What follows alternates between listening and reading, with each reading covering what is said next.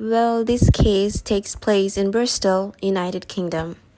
On the morning of the 23rd September 2015, a woman named Dr. Nick White was awakened by the sound of her doorbell ringing. Accompanied by the sounds of screaming and shouting, she opened her curtains and peeked outside. She saw a man dressed only in his underwear. He also appeared to be covered in mud from his head to his shoulders. At first, Nick thought this was some kind of weird jerk or prank, but the man was screaming and begging for help. And then a man named Thomas Sweet came out of one of the flats down the streets wielding a golf club. Thomas was not an attacker. He too had heard the sounds of screaming and shouting and was worried that somebody needed help. At first, he thought the sounds were due to a couple of foxes fighting, but then he realized it was a person screaming. He had come outside to assist. A couple of the other neighbors in the area had also come outside to see what was happening. So they approached the screaming man and they realized that this really wasn't some kind of strange prank, and he wasn't covered in mud. They realized this man's skin was literally melting and was coming off in clumps. The man's name was Markvandongen. Mark was 28 years old and was originally from the Netherlands. He had moved to the UK to study. He worked as an engineer and had a long-term girlfriend, a 48-year-old woman named Berliner Wallace. The couple had met in 2010. Berliner was a fashion student and was almost 20 years older than Mark. In August of 2015, the relationship had broken down. Mark's friends said they would often see scratches all over his body, and on one occasion, Berliner had poured boiling water on him as he slept. So Mark did the right thing and he left the relationship. He had also met somebody else. On the 2nd of September 2015, 21 days prior to Mark being found in the street, Berliner had gone on to her computer and began searching a certain topic: acid attacks. She looked at 82 cases of these attacks and what had happened to the victims. After she had browsed on some of the various sites, she went into Amazon and was able to purchase a bottle of concentrated sulfuric acid. On this very same day, Mark called the police and told them that Berliner had been harassing him and his new girlfriend. Berliner had called Mac's new girlfriend numerous times on the phone, but when she picked up, Berliner wouldn't say anything. She would just stay silent in an attempt to be intimidating. Berliner had also told Mark that if he really was to leave her, that she would take her own life. The police contacted Berliner and warned her to stop. Mark also called his father on this day too. He told his father that he was genuinely scared of Berliner. He explained about the scratches and the boiling water. He was fearful that she may do something else. Despite his fears, on the night of the 22nd of September, Mark went round to Berliner's flat to reiterate that their relationship was indeed over and to try and make some kind of amends. Mark had also decided to stay the night. At around 3 a.m. on September the 23rd, Mark was sleeping in the bed. Berliner got up, walked into the kitchen and poured some of the acids she had bought into a cup and then returned to the bedroom. She woke up Mark and laughed at him and said, "If I can't have you, then nobody can." Berliner then threw a large quantity of concentrated sulfuric acid directly into Mark's face. Mark was instantly in a tremendous amount of pain. He was able to run outside, and the neighbors came to his assistance. They found him screaming in agony and begging for somebody to help him. The neighbors called the emergency services and they told the operator that his ex-girlfriend had thrown acid in his face. They then assisted Mark, guiding him into the flat so he could take a cold shower to soothe the pain until the paramedics arrived. The paramedics arrived on the scene and found Mark in a horrendous state. He was foaming from the mouth and had extremely severely chemical burns on his face, chest, shoulders, arms, and legs. They quickly administered pain relief and rushed him to hospital. On the journey there, Mark was repeatedly saying that he couldn't see anything. The paramedic looked into his eyes only to see that one of his irises had dissolved. Mark told the paramedics exactly who was responsible for doing this to him. He begged for the police to go and check on his new girlfriend. He was worried that she too could have suffered the same fate. The police made their way over to Berliner's flat, and inside they found her just sitting on the sofa, as if nothing had happened. She was of course quickly arrested. The police also checked on Mark's new girlfriend, and thankfully she was absolutely fine.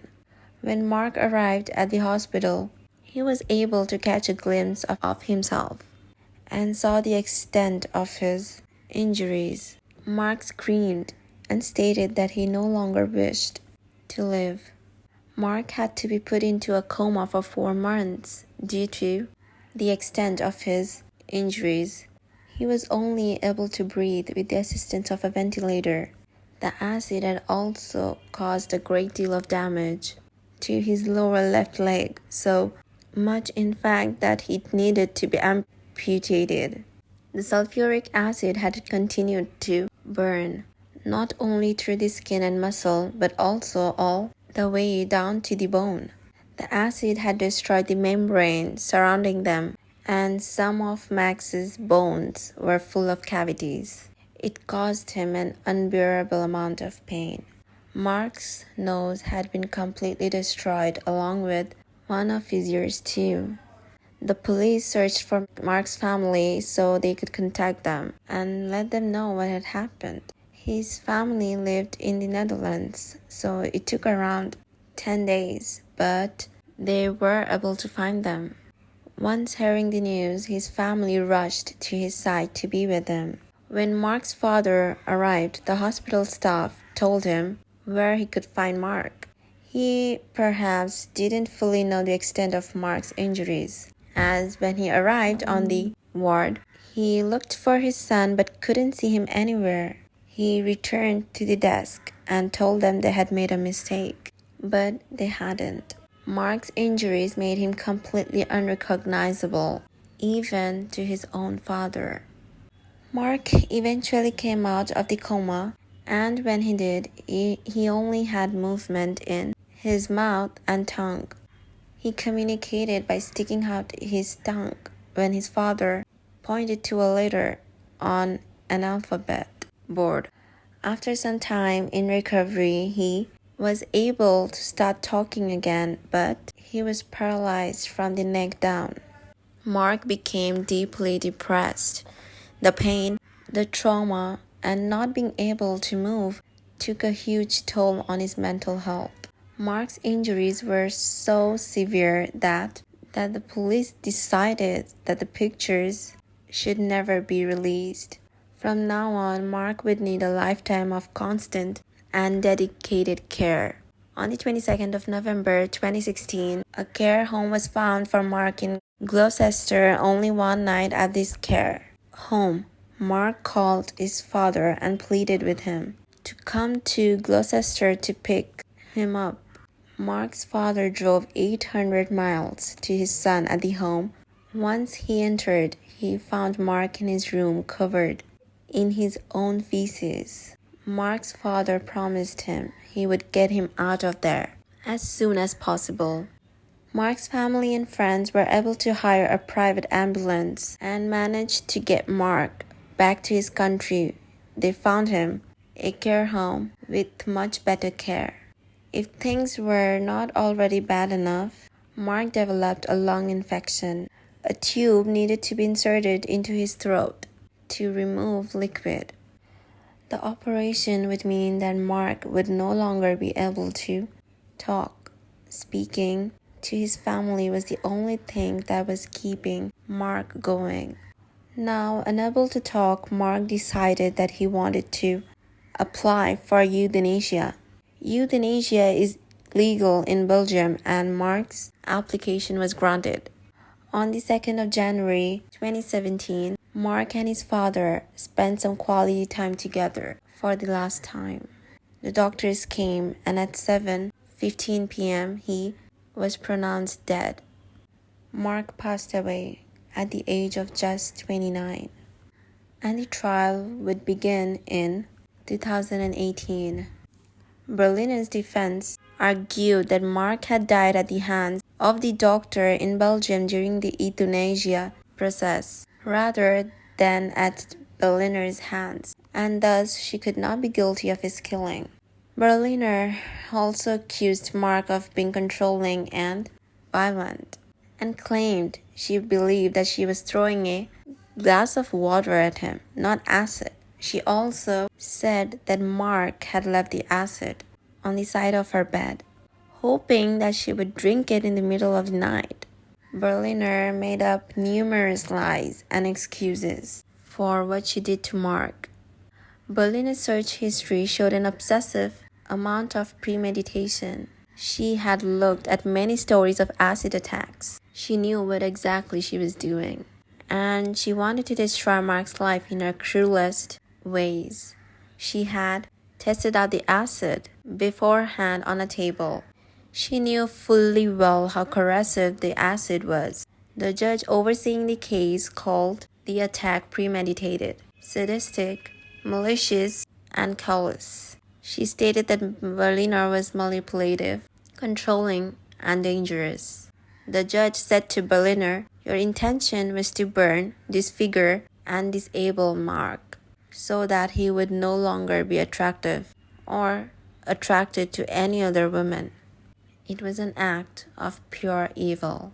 And when the judge read out the extent of Mark's injuries and how he suffered following the attack physically and mentally, Berliner showed absolutely no signs of remorse. Instead, she just continued to lie about Mark and about what happened. In the end, she was cleared of murder and manslaughter, but she was found guilty of throwing a corrosive substance with intent.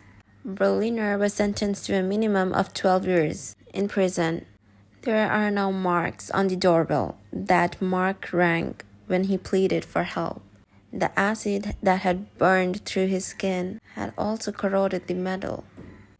A chilling reminder to the locals who live in the area. The fact that there are no images of Mark makes me wonder just how bad the injuries were. And as I said earlier, even Mark's father was unable to recognize his own son. To me, acid attacks are one of the most evil and twisted things that a person can do to somebody.